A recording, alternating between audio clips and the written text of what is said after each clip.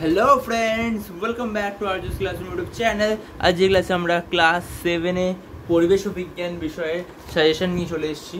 Suggestion ঠিক বলবো না, বলবো ইম্পর্টেন্ট কোয়েশ্চেন, কারণ সব স্কুলে আলাদা আলাদা কোয়েশ্চেন হয়।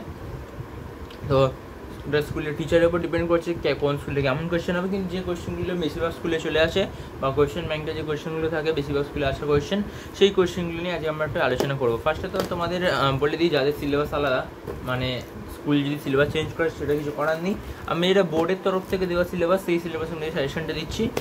ফাইনালে থাকার কথা আমাদের নিচের দিকে অধ্যায়গুলো লেখা আছে, এই অধ্যায়গুলো আমাদের ফাইনালে থাকার কথা। এই অধ্যায়গুলো থেকে আমি সাজেশন বানিয়েছি, মানে তাপ, আলো, সময়গতি, পরমাণু অণু, রাসায়নিক বিক্রিয়া, পরিবেশ গঠনের পদার্থের ভূমিকা, মানুষের খাদ্য, পরিবেশ সংকট, উদ্ভিদ ও পরিবেশের সংরক্ষণ, পরিবেশ ও জনস্বাস্থ্য। আমাদের এই 7টা চ্যাপ্টার আছে, 70 নম্বরের পরীক্ষা হবে। আর প্রজেক্ট তো থাকেই, তোমাদের স্কুল থেকে দেয়। তো ফার্স্ট চ্যাপ্টারে চলে এসে আমরা, ফার্স্ট চ্যাপ্টার হচ্ছে আমার তাপ। তাপ চ্যাপ্টারটা ফিজিক্সের চ্যাপ্টার, ফিজিক্স ভৌত পরিবেশের চ্যাপ্টার। এটা তোমরা পড়েছো আয়ো। তাপ থেকে কী কী কোয়েশ্চেন পড়বে দেখতে পাচ্ছ, আমরা এখানে খাতা পেজে কোয়েশ্চেনগুলো লিখে এনেছি। তাপ থেকে কী কী কোয়েশ্চেন পড়লে তোমাদের কমন আসতে পারে সেটা হচ্ছে তাপ ও উষ্ণতার পার্থক্য লেখো, ভেরি একটা ইম্পর্টেন্ট কোয়েশ্চেন একটা। সেলসিয়াস ও ফারেনহাইট স্কেলের সম্পর্ক লেখো, দেখতে পাবে তোমাদের এখানে একটা সম্পর্ক লেখা আছে, সেলসিয়াস ও ফারেনহাইট স্কেলে। এখানে দেখতে পাচ্ছ একটা সম্পর্ক লেখা আছে, এই সম্পর্কটা থেকে কোয়েশ্চেন কিন্তু আসে। সম্পর্ক লিখতে দিতে পারে বা তোমাকে বলে দিতে পারে যে আমি একটা কোয়েশ্চেন দিয়েছি 0 ডিগ্রি সেন্টিগ্রেড মানে কত ডিগ্রি ফারেনহাইট, তো তোমাকে এরকম কোয়েশ্চেন দিতে পারে 30 ডিগ্রি সেন্টিগ্রেড মানে কত ডিগ্রি ফারেনহাইট। এই টাইপের কোয়েশ্চেন কিন্তু আসতে পারে বা আসে এই টাইপের কোয়েশ্চেন। তাপের সুপরিবাহী ও কুপরিবাহী পদার্থ কাকে বলে, এই কোয়েশ্চেনটা কমন কোয়েশ্চেন। এদের উদাহরণ দিতে বলতে পারে। দুটি ভিন্ন বস্তু সংস্পর্শে এলে কী হবে, দুটি ভিন্ন উষ্ণতার বস্তু সংস্পর্শে আসে তাহলে কী হবে, উষ্ণতা নির্দিষ্ট পরিমাণ বাড়া ও কমানোর জন্য কতটা তাপ লাগবে তা কিসের উপর নির্ভর করে, এটা ইম্পর্টেন্ট কোয়েশ্চেন একটা। তাপ পরিমাপ করা এসআই ও প্রচলিত এককগুলি দেখো। তারপর লিন তাপ কাকে বলে, ভেরি ভেরি ইম্পর্টেন্ট লিন তাপ কাকে বলে। আবার এখানে একটা কোয়েশ্চেন আছে, বরফ গলনের লিন তাপ 80 ক্যালোরি পার গ্রাম বলতে কী বোঝায়। এগুলো কিন্তু ভেরি ইম্পর্টেন্ট কোয়েশ্চেন, এগুলো কিন্তু বাদ দিয়ে যাবে না পরীক্ষায়। ওকে, এই কোয়েশ্চেনগুলো কিন্তু বাদ দিয়ে যাবে না। এখানেই দেখো লেখা আছে লিন তাপ কাকে বলে, আর বরফ গলনের লিন তাপ 80 ক্যালোরি বলতে কী বোঝায় সেগুলো কিন্তু এখানে এই বইয়ের মধ্যেই পেয়ে যাবে। ওকে, এরপরে কোয়েশ্চেনে চলে আসি। এখানে দেখো তাপের এককগুলি লেখা আছে বাঁ দিকের পাতায়। এরপরে কোয়েশ্চেনে চলে আসি, মাটির কলসির জল ঠান্ডা থাকে কেন, এটা very important question, common question এগুলো কিন্তু স্কুলের পরীক্ষায় প্রচুর আসে। তোমরা কোয়েশ্চেন ব্যাংক খুললে দেখতেই পাবে, বা স্কুলের কোয়েশ্চেন যদি পাও কোথা থেকে সেখানে খুললে দেখতেই পাবে এই কোয়েশ্চেনগুলো প্রায়ই আসতে থাকে। আবার একটা ঘুরিয়ে কোয়েশ্চেন আছে, মাটির কলসির জল কিছুদিন পর ঠান্ডা থাকে না কেন, মানে অনেক দিন পর কী হবে বলে তো, মাটির কলসির ছিদ্রগুলো না ভরাট হয়ে যায়, তাই জন্য জলটা আর বেরোতে পারে না, লিন তাপ সংগ্রহ করতে পারে না, আর এরকম কারণ আছে, তো এই জন্য আর জলটা ঠান্ডা থাকতে পারে না, সে গরমই হয়ে যায় মাটির কলসিতে রাখলেও, তাই জন্য কলসি পাল্টে নিতে হয়। এখানে দেখো একটা লেখা আছে, আমি দেখতে পাচ্ছ কি জানি না, জুম করে দেখে নিতে পারো, এখানে পেন্সিল দিয়ে লেখা আছে, কারণটা আমি লিখে রেখেছিলাম। এবার পরের কোশ্চেনে চলে আসি, দেহের তাপমাত্রা বেড়ে গেলে মানুষের দেহে কী কী লক্ষণীয়, এন ইম্পর্টেন্ট কোয়েশ্চেন, কী কী লক্ষণ করা যায় মানুষের দেহে তাপমাত্রা বেড়ে গেলে। তাপ পরিবহনের 3টে পদ্ধতির নাম লেখো, এটা তোমাদের ক্লাস 8এও আছে। দৈনন্দিন জীবনে তাপ সঞ্চালনের 2 উদাহরণ দাও। তাপমাত্রা মাপক যন্ত্রের নাম লেখো। ক্যালোরিমিটার কি।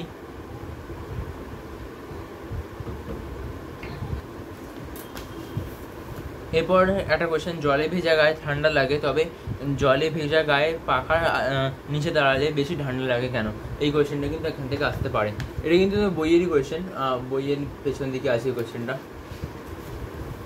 ওকে, এবার চলে আসি আলো অধ্যায়, তারপর দেখিনি বইয়ে আর কোনো কোয়েশ্চেন পাওয়া যায় কিনা যেগুলো তোমাদের পড়তে হবে। এখানে প্রচ্ছায়া উপছায়া আছে, এই প্রচ্ছায়া উপছায়ার আলোয় চলে এলাম তো আমরা। তাপের থেকে আর কোয়েশ্চেন নেই, এখানে তাপ থেকে কোয়েশ্চেন নেই, আলোয় চলে আসি। আলো একটা ইম্পর্টেন্ট চ্যাপ্টার, তোমাদের সমতল দর্পণ আছে, বা পরের ক্লাসে তোমরা উত্তল দর্পণ অবতল দর্পণ সম্পর্কে ধারণা পাবে।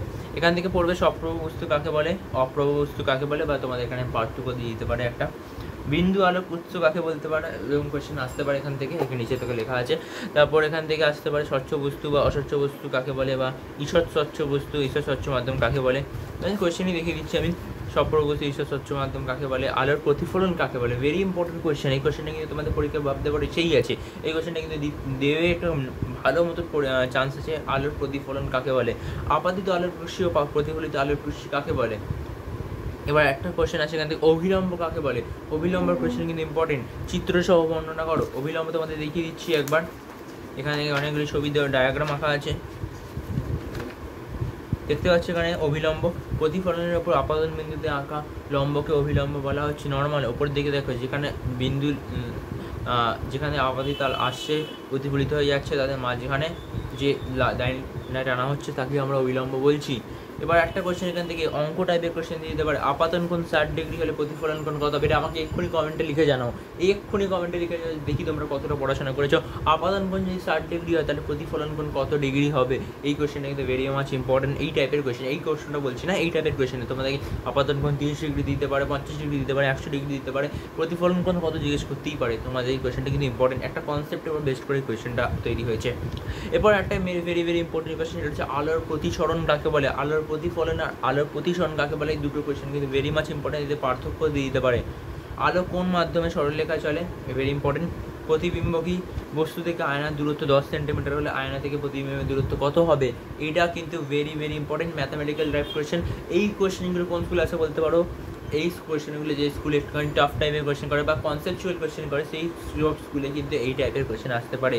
এই যে আয়নার দূরত্ব বলে দেবে, বস্তুর দূরত্ব কত জিজ্ঞেস করবে, বা এরকমও কোয়েশ্চেন আসতে পারে, আয়না থেকে বস্তু দূরত্ব, আয়না থেকে বস্তু থেকে আয়নার দূরত্ব এত, বস্তু থেকে প্রতিবিম্বের দূরত্ব কত হবে। এই টাইপের কোয়েশ্চেন আসতে পারে। আরেকটা ভেরি কমন কোয়েশ্চেন হচ্ছে অ্যাম্বুলেন্স কথাটি অ্যাম্বুলেন্স গাড়িতে উল্টো লেখা থাকে কেন, ইম্পর্টেন্ট কোয়েশ্চেন। ওকে, এরপরে বেজে চলে আসছি আমরা খাতায় পরে বেজে চলে আসছি যে এখানে বর্ণালী কাকে বলে, বর্ণালী কাকে বলে। এই বেনিস আসহ কলা এইসব আছে, এইসবগুলো পড়বে একটুখানি। বিচ্ছুরণের প্রাকৃতিক উদাহরণ দাও, বিচ্ছুরণের প্রাকৃতিক উদাহরণ রামধনু, এইসব উদাহরণ দিতে পারে। বা তোমাদের উল্টো কোয়েশ্চেন দিতে পারে, রামধনু কোন প্রাকৃতিক ঘটনা উদাহরণ। এই টাইপের কোয়েশ্চেন কিন্তু এখান থেকে আসতে পারে। অতিবেগুনি রশ্মি দেহে পড়লে কী হবে, ইম্পর্টেন্ট কোয়েশ্চেন। এক্স-রে রশ্মি দীর্ঘ ব্যবহারে কোন রোগ দেখা যায়, বা বলতে পারো গর্ভস্থ বা সদ্য জন্মগত শিশুদের এক্স-রে করা হয় না কেন। এই টাইপের কোয়েশ্চেন কিন্তু এখান থেকে আসতে পারে। বা জীবের শারীরবৃত্তীয় ক্রিয়ায় আলোর ভূমিকা লেখো। প্রচ্ছায়া উপছায়া মূল পার্থক্য কী। ওকে, প্রচ্ছায়া উপছায়ার পার্থক্য আসতে পারে তোমাদের। আলো প্রতিসরণ হয়ে গেল। এখানে লেখা আছে বস্তু থেকে আয়না, আয়না থেকে প্রতিবিম্বের দূরত্ব সমান। এই কনসেপ্টের উপর ভিত্তি করে কিন্তু আমি অঙ্কটা দিয়েছিলাম, নিজে বানানো অঙ্ক, কোথা থেকে তোলা নয়, আমি নিজে ওটা করেছি। এখান থেকে বেনি সহ কলম করে violet, indigo, blue, green, yellow, orange, red. বর্ণালী বিচ্ছুরণ কাকে বলে, এসব রংধনু সম্পর্কে একটু পড়ে নেবে। অদৃশ্য আলোর ক্ষতিকারক প্রভাব মানে আল্ট্রাভায়োলেট রে, আল্ট্রাভায়োলেট রে কনসেপ্ট থেকে কোয়েশ্চেন দিতে পারে। ওজন স্তর কীভাবে ক্ষতিগ্রস্ত হচ্ছে আল্ট্রাভায়োলেট রে থেকে, বা কোথায় ওজন স্তরে গর্ত সৃষ্টি হয়েছে, নর্থ পোলে কিন্তু গর্ত সৃষ্টি হয়ে গেছে, মানে একটা হোল টাইপের সৃষ্টি হয়েছে। তারপর এখানে দেখো লেখা আছে গর্ভস্থ শিশুর এক্স-রে করা উচিত নয়। এখান থেকে কয়েকটা টপিক আছে। এবার চুম্বক তোমাদের সিলেবাসে নেই, মানে থার্ড ইউনিটে নেই।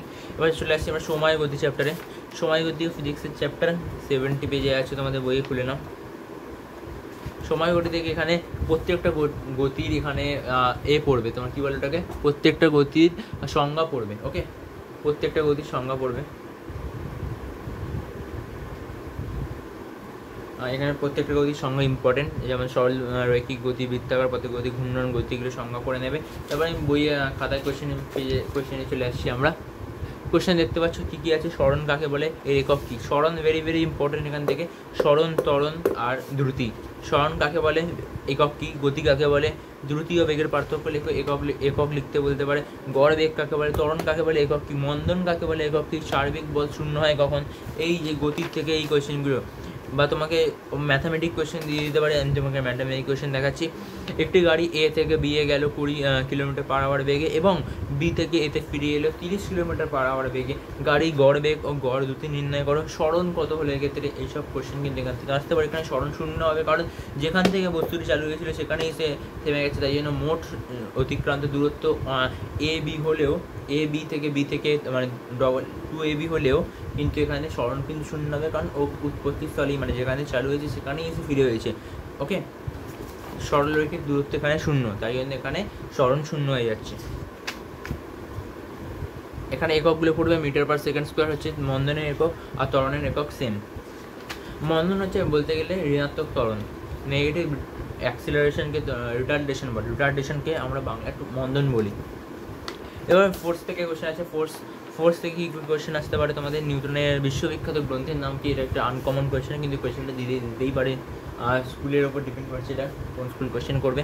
তারপর জাড্য কাকে বলে, জাড্যর উদাহরণ দিতে পারে, জাড্য কয় প্রকার দিতে পারে, তোমাকে আর উদাহরণ দিয়ে দিতে পারে একটা কোয়েশ্চেনে, উদাহরণটা বলতে পারে কোন জাড্যের উদাহরণ এটা, এই টাইপের কোয়েশ্চেন আসতে পারে। যেমন একটা কোয়েশ্চেন দেখাচ্ছে তোমাকে, বাস হঠাৎ চলতে শুরু করলে আমরা পেছনে হেলে যাই কেন, স্মৃতি জাড্যের উদাহরণ বলতে পারো। তারপর এখান থেকে আসতে পারে নিউটনের গতিসূত্রগুলি লেখো, বা গতিসূত্র থেকে ফর্মুলাগুলো আসে F=ma, এই টাইপের ফর্মুলাগুলো কোথা দিয়ে আসছে এগুলো কোয়েশ্চেন আসতে পারে। ফর্মুলা তোমাকে আই থিঙ্ক দেবে না, কারণ ফর্মুলা ক্লাস 9-এই আছে আবার, তো আমাদের এখানে ভেবে লাভ নেই অতটা। শক্তি কাকে বলে, কার্য করার ক্ষমতাকে শক্তি বলে। শক্তির একক কী, কার্যের একক কী, ইহা কীভাবে গণনা করা যায়। এক ব্যক্তি একটি বাড়ির দেওয়ালকে, এটা আমার বানানো কোয়েশ্চেন, এক ব্যক্তি বাড়ির দেওয়ালকে নিজের সর্বশক্তি দিয়ে ফেলার চেষ্টা করছে, ব্যক্তির কার্য কত, এটা আমাকে উত্তরটা এক্ষুনি কমেন্ট লিখে বলো। একটা লোক একটা দেয়ালকে ঠেলার চেষ্টা করছে কিন্তু ফেলতে পারছে না, এক্ষেত্রে ব্যক্তির কার্য কত হচ্ছে। ওকে, 10 নিউটন বল দিয়ে ফোর্স করছে লিখতে পারো। ক্রিয়া প্রতিক্রিয়া বিপরীতধর্মী। শক্তি ও কার্য চলে এলাম, বুঝতে পারছি। শক্তির একক, কাজের একক জুল হয়, এটা এসআই একক জুল। এখানে ডি লেখা আছে স্মরণকে কিন্তু এসও লেখা হয়, এস। ক্লাস 11 উঠলে বা ক্লাস 9-এ উঠলে তোমরা দেখতে পাবে স্মরণকে কিন্তু এস দিয়ে ডিনোট করা হয়, ডি দিয়ে নয়, ডি দিয়ে ডিস্টেন্সকে ডিনোট করা হয়। এখানে একটুখানি আই থিঙ্ক বইটা একটু রেকটিফাই করা উচিত, কারণ বই একটু পুরোনো ধাঁচ লেখা। এরপর আর কি কোয়েশ্চেন আছে, এবার এই কোয়েশ্চেনটা ইম্পর্টেন্ট কোয়েশ্চেন, বইয়েরই কোয়েশ্চেন। একটি বস্তুর উপর 10 নিউটন ও তারপর বস্তুর উপর 7 নিউটন বল প্রয়োগ করার কৃতকার্য একই থাকে, কোন ক্ষেত্রে স্মরণ বেশি হবে? একবার 10 নিউটন প্রয়োগ করা হয়েছে, একবার 7 নিউটন প্রয়োগ করা হয়েছে, কার্য সেম হয়েছে, মানে ওয়ার্ক ডানটা সেম, তাহলে কোন ক্ষেত্রে স্মরণের মানটা বেশি? এটাও আমাকে কমেন্টে এক্ষুনি জানার বলো, মুখে মুখে কোয়েশ্চেন হয়ে যাবে। তারপর আছে কুলোর সাহায্যে চাল ঝাড়া হচ্ছে, এটি কোন জাড্যের উদাহরণ? তারপর নেক্সট কোয়েশ্চেন, একটি খোলার বলকে কাঁচ থেকে, একটি খেলার বলকে, সরি আমি ভুল লিখেছি, না খেলার বলকে হবে, ক্যাচ লোফার সময় বল শুদ্ধ হাতকে বলের গতির দিকে কিছুটা সরিয়ে নেওয়া হয় কেন? এটা কিন্তু ইম্পর্টেন্ট কোয়েশ্চেন, এই টাইপের কোয়েশ্চেন কিন্তু পরীক্ষায় আসতেই পারে। এখানে আমাদের মোটামুটি হয়ে গেছে।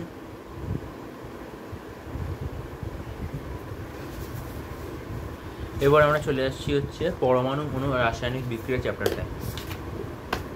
এখান থেকে সংকেতগুলো ভালো করে পড়বে, অ্যালুমিনিয়াম, নিকেল, আর্সেনিক, সংকেতগুলো একটু পড়ে নেবে। তারপর বিদেশি নাম যেগুলো আছে, মানে ল্যাটিন ভাষার নামগুলো পড়ে নেবে, এই 3টে ল্যাটিনের না লেখা হয়, এখান থেকে এই 3টে পড়বে। তারপর বিজ্ঞানীদের নাম দিয়ে যে নামগুলো আছে সেই নামগুলো একটু পড়বে, কারণ এমসিকিউতে দিতে পারে। তারপর প্রোটন কাকে বলে, ইলেকট্রন কাকে বলে, নিউট্রন কাকে বলে, এগুলো একটু পড়ে নেবে। নিউক্লিয়াস কি, এখানে পড়বে হচ্ছে অ্যানায়ন, ক্যাটায়ন কি, ক্যাটায়ন অ্যানায়ন ভালো করে পড়বে।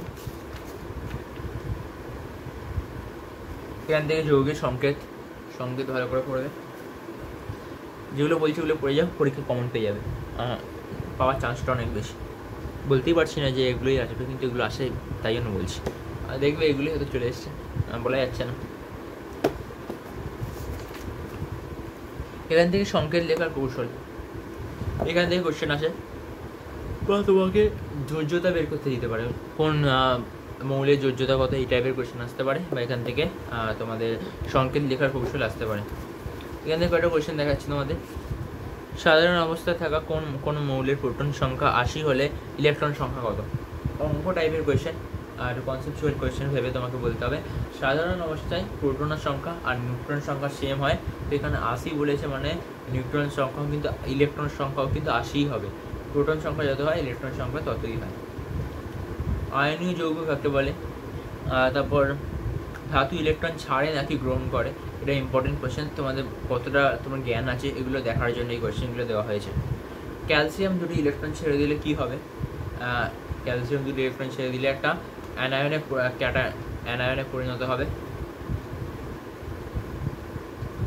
ক্যাটায়নে পরিণত হবে, ভুল বললাম, Ca2+ হয়ে যাবে। মূলক কাকে বলে, যোজন ক্ষমতা কাকে বলে, ইম্পর্টেন্ট কোয়েশ্চেন এগুলো। তারপর এই কয়েকটা মৌল দিয়ে দিয়েছি, এদের যোজ্যতা লিখতে হবে তোমাকে। যোজ্যতা লেখার কৌশল আমি তোমাদের পড়িয়েছিলাম যখন, তখন বলেছিলাম। আমি তোমাদের একবার বলে দেবো যোজ্যতা বের করার কৌশল কী করে যোজ্যতা বের করে। চলো বলেই দিই, আমাকে একটু মুছতে হবে এটা, 1 মিনিট।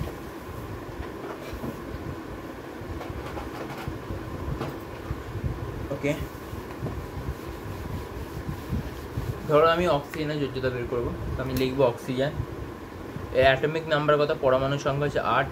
বুঝতে পারবে কি জানি না, কিন্তু এটা হায়ার লেভেলের কনসেপ্ট, ক্লাস 10 এরকমভাবে করা হয়। তো অক্সিজেনের পরমাণু সংখ্যা 8 হয়। তো আমি লিখবো প্রথম K-L-M-N, এগুলো মাথায় ঢোকাতে হবে না এখন, এগুলো মাথায় না ঢোকলে চলবে। জাস্ট ফার্স্টে মানে 2 লিখতে হয়, তারপর 8 হয়, তারপর 8 হয়, তারপর 8 হয়। ওকে, এরকম 8-8 চলতে থাকে, 2 16 হয়। ওকে, এরকম চলতে থাকে। কিন্তু আমাদের যেহেতু সিলেবাসে 20 পর্যন্ত অ্যাটম, যে অ্যাটম আছে 20 পর্যন্ত মৌলগুলি আমাদের সিলেবাস আছে ক্লাস 10 পর্যন্ত, ওপরে লিখতে দেয় না সচরাচর। তো আমরা এখানে 2 লিখবো, 2 হলে 20 হয়ে যাচ্ছে। অক্সিজেনের ক্ষেত্রে কী হবে, অক্সিজেনের ক্ষেত্রে ফার্স্টে 2 ঢুকবে, এর বেশি হবে না, কিন্তু এখানে K-তে 2-এর বেশি হবে না, L-এ 8-এর বেশি হবে না, M-এ 8-এর বেশি হবে না, N-এ 16-এর বেশি হবে না। এরপর চলতে থাকে, আরও আছে 16 আছে, আরেকবার 16 আছে, 32 এরকম হয়। 2 হবে, 2-এর পর এখানে 8টা হয়ে যাচ্ছে, তো এখানে বেশি 10টা হয়ে যাচ্ছে, 10টা মানে 24, আমার 6টা থাকতে হবে। 6টা, তো 6টা হচ্ছে। তাহলে অক্সিজেনের যোজ্যতা কত, অক্সিজেনের যোজ্যতা হচ্ছে এই 8 থেকে 6 মাইনাস করে দেবে, তাহলে হবে 2। তাহলে অক্সিজেন যোজ্যতা হয়ে যাবে 2। ওকে, এবার ধরো আমাকে দিল নাইট্রোজেন, নাইট্রোজেন হচ্ছে 7 হলে কী হবে, এটা 5 হয়ে যাবে।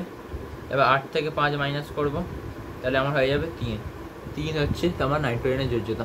ওকে, এবার একটা অন্য কোয়েশ্চেন দিই। এবার চলে যাচ্ছ আমরা, দিলাম একটু ছোটো দিলাম, কার্বন হলে 4 হবে, আর ছোটো দিচ্ছি, চলো বোরন দিচ্ছি।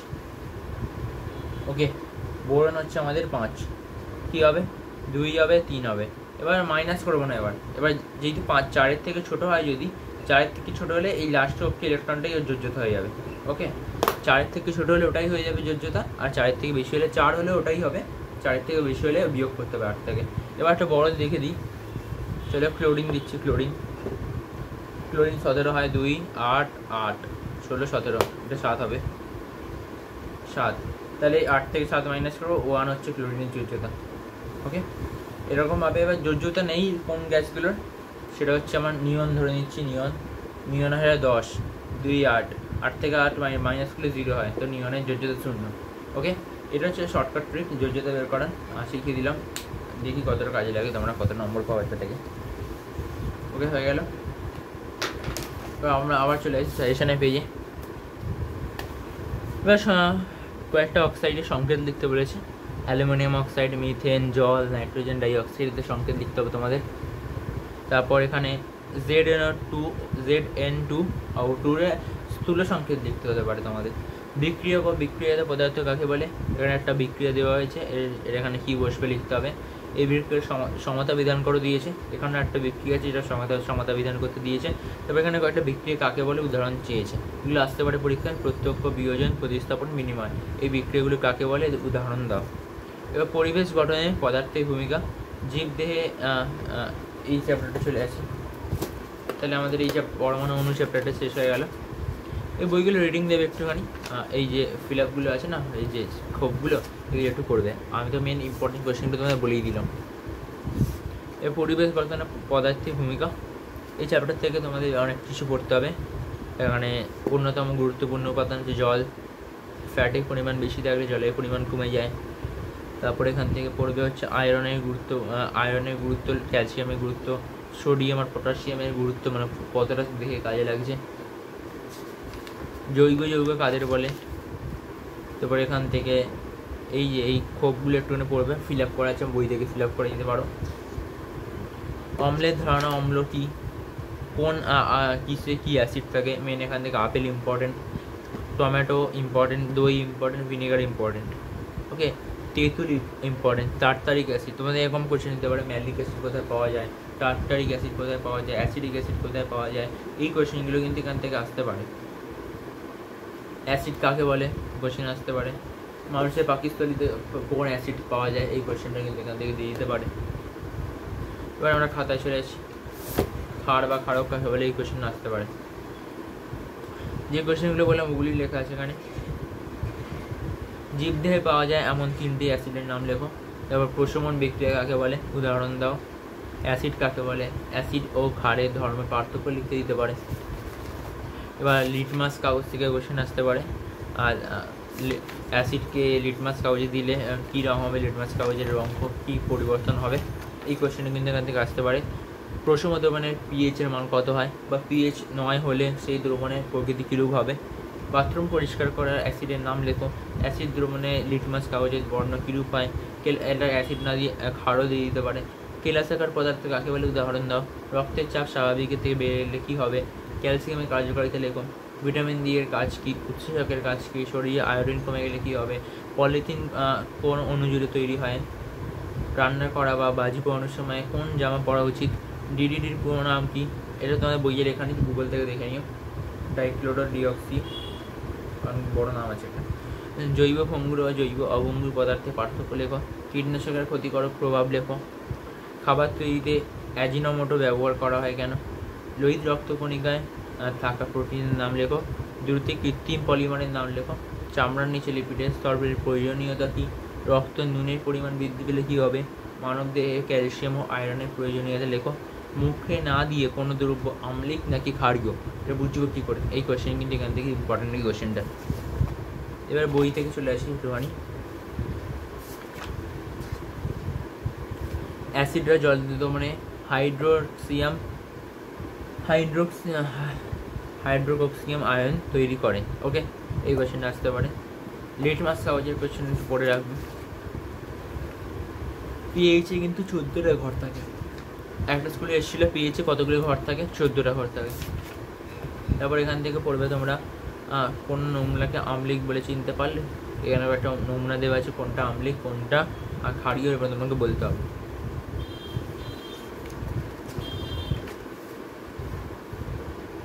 তারপর এখান থেকে আর কি আসতে পারে, এখানে এই ছকটা পড়বে একটুখানি। শীত প্রধান অঞ্চলের খাদ্য আর গ্রীষ্ম প্রধান অঞ্চলের খাদ্য, এটা কেলাসাকার মিশ্র পদার্থের উদাহরণ দিতে বলতে পারে। সোডিয়াম ক্লোরাইড, NaCl মানে নুন, খাদ্য লবণ। এখানে সংকেত লিখতে দিয়েছে, এই সংকেত দিলে ভালো করে পড়বে। সংকেত লেখার কোয়েশ্চেন কিন্তু পরীক্ষায় আসতে পারে। ওকে,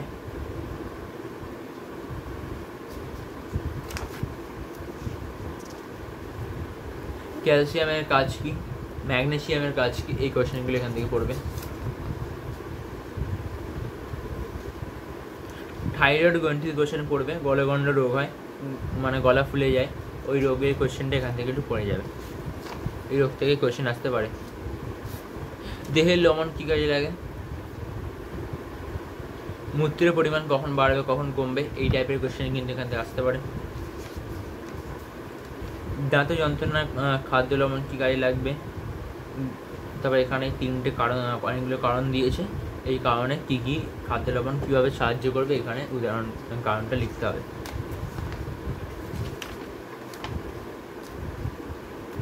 পলিমার, এখানে যে কোয়েশ্চেনটা তোমাকে বললাম পলিথিন, এই পলিথিনের কোয়েশ্চেনটা এখানে আছে। ইথিলিন, ইথিন, ইথাইন, এই 3টে প্রকারের জৈব যৌগ হয়, মানে কার্বন আর হাইড্রোজেনের, হাইড্রোকার্বন বলা হয়। এগুলো তোমাদের সিলেবাসে নেই, তোমাদের এখানে পড়বে। ইথিলিন চেন তৈরি করে ট্রেনের মতো, ওটাকে পলিমার বলে, আমরা পলিথিন বলি। এই বিক্রিয়াটা তোমাদের ক্লাস 10-এ আছে, যেমন তখন ক্লাস 10-এ বিক্রিয়া লিখতে হবে।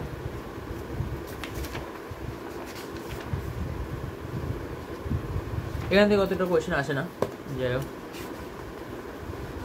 এখানে এই 4টা পড়ে রাখবে, এই 4টি ইম্পর্টেন্ট আছে, ঠিক আছে, তোমাদের 138 পেজে 4টা।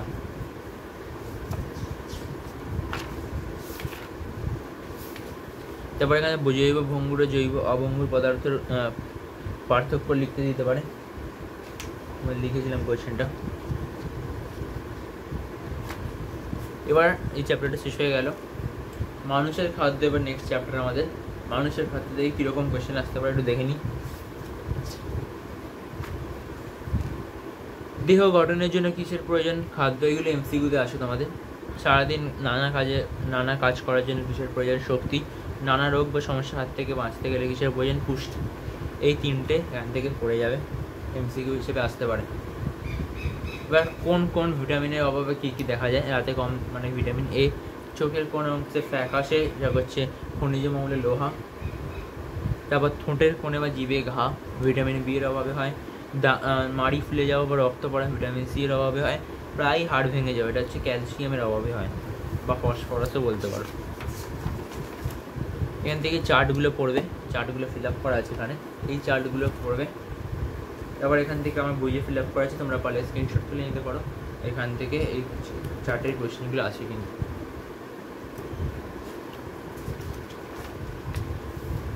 এখানে কোনটায় কার্বোহাইড্রেট আছে না নেই, এটা কোয়েশ্চেন এখান থেকে আসতে পারে। শ্বেতসার কি? শ্বেতসার থেকে শক্তি পাওয়া যায়। প্রোটিন কি? কোথায় কি প্রোটিন থাকে? চুলের নখে কি প্রোটিন থাকে? পেশিতে কি প্রোটিন থাকে? লোহিত রক্তকণিকায় কি প্রোটিন থাকে? এই প্রোটিনের নাম আর কোথায় থাকে এগুলো এখান থেকে পড়ে যাবে, পরীক্ষার জন্য ইম্পর্টেন্ট। এবার খাবারের মধ্যে কোথায় কি প্রোটিন থাকে এগুলো কিন্তু পরীক্ষায় আসে। লিপিড কয় প্রকার, কী কী, এখান থেকে মানবদেহে লিপিড কী কাজে লাগে, এই লিপিডে কী কাজে লাগার কোয়েশ্চেনগুলো পড়বে।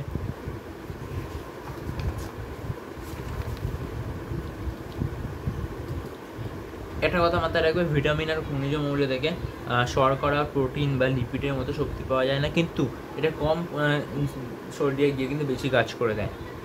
ভিটামিন দু ধরনের, তেলে বা ফ্যাটে গুলে যায়, জলে গুলে যায়, এডিকে। আর ভিটামিন বি কমপ্লেক্স, আর সি হচ্ছে জলে দ্রব্য। জলে দ্রব্য, ফ্যাট দ্রব্য, দু প্রকারের ভিটামিন দেখা যায়। এবার জলে দ্রব্য ভিটামিনের কাজগুলো এখান থেকে পড়বে, কোথায় কী কাজে লাগে। আর খনিজ মৌলে চলে এসো, এখানে খনিজ মৌলের কয়েকটা ঘটনা এখানে লেখা আছে, 3-4টে ঘটনা লেখা আছে, এই ঘটনাগুলো পড়বে, তাহলে বুঝতে পারবে খনিজ মৌল কোথায় কাজে লাগছে। এখানে এতগুলো রোগের নাম লেখা আছে, 5টা রোগের জন্য কোন কোন খনিজ মৌল দায়ী, এই খনিজ মৌলগুলোর নাম লেখা আছে, এখান থেকে এই 4টা পড়ে যাবে। জলের কোয়েশ্চেন পড়বে। এবার চলে আসছে আমার ইম্পর্টেন্ট কোয়েশ্চেনে, এখান থেকে অপুষ্টি ও স্থূলত্ব থেকে কোয়েশ্চেন আছে। রক্তাল্পতা কাকে বলে? আয়োডিনের অভাবে কী রোগ হয়? আয়োডিনের অভাবে এতগুলো রোগ হতে পারে। ভিটামিন এর অভাবে কী রোগ হয়? এইখানে এই বক্সটা পড়ে যাবে। তারপর কার্বোহাইড্রেটযুক্ত খাদ্যের নাম লেখো, প্রোটিনযুক্ত খাদ্য, লিপিডযুক্ত খাদ্য, ভিটামিনযুক্ত খাদ্য, খনিজ মৌলযুক্ত খাদ্য, এইখান থেকে এই 4টা পড়ে যাবে। তারপর ম্যারাম সমাজ রোগটা কোথা থেকে এসছে, বা কোয়াশিওকর রোগটার সম্পর্কে লেখো, এই রোগখান থেকে এই কোয়েশ্চেনগুলো কিন্তু আসে। এখানে অনেকগুলো ভিটামিন লেখা আছে, এই ভিটামিনের রোগগুলোর নামও লেখা আছে, এখান থেকে এগুলো পড়তে পারো। বা কখন কোনো লোককে স্থূল বা মোটা বলা হয়, এটা এখানে কারণটা লেখা আছে।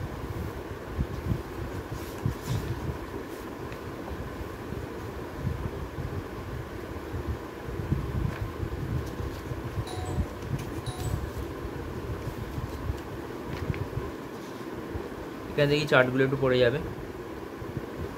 ওজন হিসেবে জলের পরিমাণ, ফুসফুসে সব থেকে বেশি জল থাকে, মস্তিষ্কে 70% জল দিয়ে তৈরি হয়, যকৃতে 85% জল থাকে, আর সবথেকে বেশি রক্তের মধ্যে জল থাকে, আর লালার মধ্যে জল থাকে। ওকে, এখান থেকে ওগুলো পড়বে।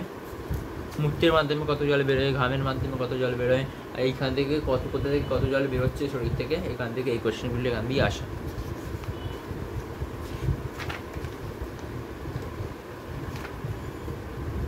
সালোক সংশ্লেষ কাকে বলে, এখান থেকে আসতে পারে। কৌশিক জল কাকে বলে, এখান থেকে কোয়েশ্চেনটা আসতে পারে।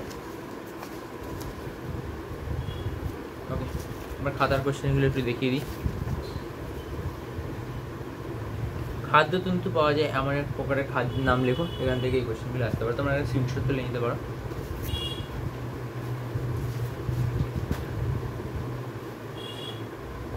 এরপর আসবো আমরা পরের চ্যাপ্টার, পরিবেশের সংকট। পরিবেশের সংকট থেকে গোনা কয়েকটা কোয়েশ্চেন দেবো, 227 পাতায় আছে।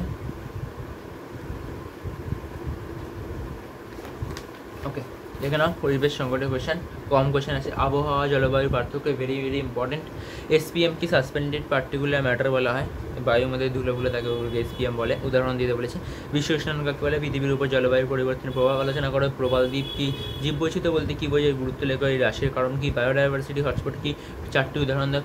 ভারতের মধ্যে যে বায়োডাইভার্সিটি হটস্পটগুলো আছে তার উদাহরণ দিতে বলতে পারে, বা কোথায় কোন বায়োডাইভার্সিটি হটস্পট দেখা যায়, এই কোয়েশ্চেনে কিন্তু আসতে পারে। খাদ্যজাল কি? চিত্রের সাহায্যে দেখো। খাদ্যজাল ভেরি ইম্পর্টেন্ট। খাদ্য শৃঙ্খলা ইম্পর্টেন্ট। পরিবেশ দূষণ প্রতিরোধে কী কী ব্যবস্থা নেওয়া যেতে পারে? অরণ্য সংরক্ষণের উপায় লেখো। জলবায়ু পরিবর্তনের প্রভাব লেখো। বাস এই কয়েকটা কোয়েশ্চেন করে যাও, এই কমন চান্স হাই লেভেলে আছে। আর যদি ভরসা না হয় তাহলে বই পড়ে যাবে। পরিবেশ জনস্বাস্থ্য চ্যাপ্টারে চলে এসো। আর্সেনিক ও ফ্লুরাইড দূষণে কী অসুখ হয়? তেজস্ক্রিয় পদার্থ কাকে বলে? হু এবং ইউনিসেফের পুরো নাম কি? মানসিক সমস্যার কারণ লেখো। প্রতিবন্ধকতা অটিজমের লক্ষণ লেখো। অ্যালার্জি ও অ্যালার্জেন কি? বিশ্বশিকা রোগের লক্ষণ লেখো। ওআরএস কি? পোষক কি? ম্যালেরিয়া রোগের ওষুধ কি? স্ত্রী মশা পুরুষ মশা চেনার উপায় কি? অ্যানোফিলিস ও এডিস মশার পার্থক্য লেখো। আরেকটা মশা পার্থক্য আসতে পারে, ওই মশাটা আর 3 রকমের মশা হয় না, 3 রকমের মধ্যে যার কিছু পার্থক্য দিয়ে দিতে পারে। মাছির প্রকারভেদ আলোচনা করো। জৈব বাহক ও যান্ত্রিক বাহকের উদাহরণ দাও। একটা মশা, একটা মাছি। অণুজীব কাকে বলে? ব্যাকটেরিয়ার উপকারিতা লেখো। Plasmodium vivax very very important. রোগের জীবাণু, কোন রোগের জীবাণু? নোংরা জলে ডিম পাড়ে কোন মশা? মশা নিয়ন্ত্রণের উপায় লেখো। কলেরা ও টাইফয়েডের কারণ, লক্ষণ, সংক্রমণ এবং প্রতিরোধ উপায় লেখো। কলেরা টাইফয়েড ছাড়া আরও যে রোগগুলো আছে সেই রোগগুলো কিন্তু এখান দিয়ে পড়ে যাবে। ওকে, তাহলে এই হচ্ছে আমাদের মেন সাজেশন হয়ে গেল। তো ভিডিওটা ভালো লাগে লাইক করে দিও, চ্যানেলটা সাবস্ক্রাইবও করে দিও। এই কোয়েশ্চেনগুলো পড়ে যাও, পরীক্ষায় কিন্তু ভালো নম্বর পেয়ে যেতে পারো। ওকে, তো দেখা হচ্ছে পরের ভিডিওতে। Bye bye.